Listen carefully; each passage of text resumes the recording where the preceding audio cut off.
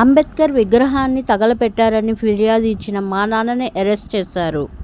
అసలు జరిగిన విషయం ఏంటి? మీరు మా నాన్న మీద పెట్టిన కేసు ఏంటి? సతీష్ నాయుడుపై ఎందుకు చర్యలు తీసుకోవడం లేదు?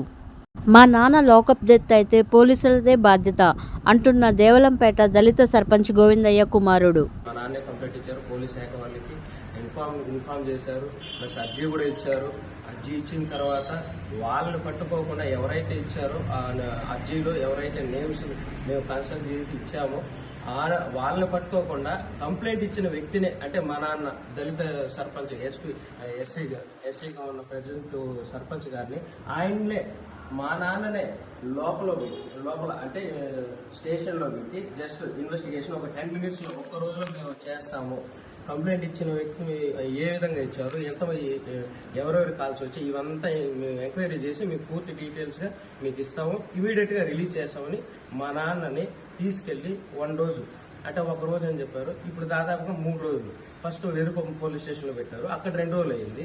ఆ తర్వాత ఇమీడియట్గా మళ్ళీ కార్వేటనగర్ సబ్ డివిజన్కి మార్చారు. మళ్ళీ అక్కడి నుంచి మళ్ళీ ఇప్పుడు సత్యవేడికి మారుస్తున్నాం అంటున్నారు.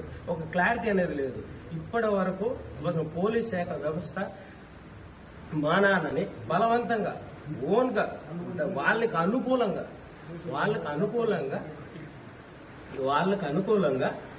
వాళ్ళే ఒక లేనిపోని కేసును సృష్టించి ఇల్లీగల్ ఎఫ్ఐఆర్ ఉందనేసి మా నాన్నని ఒక దాని ఏమంటారు, ఒక తప్పు చేసిన వ్యక్తిగా చూపించడానికి వాళ్ళ నానా ప్రయత్నాలు చేస్తున్నారు. ఇంత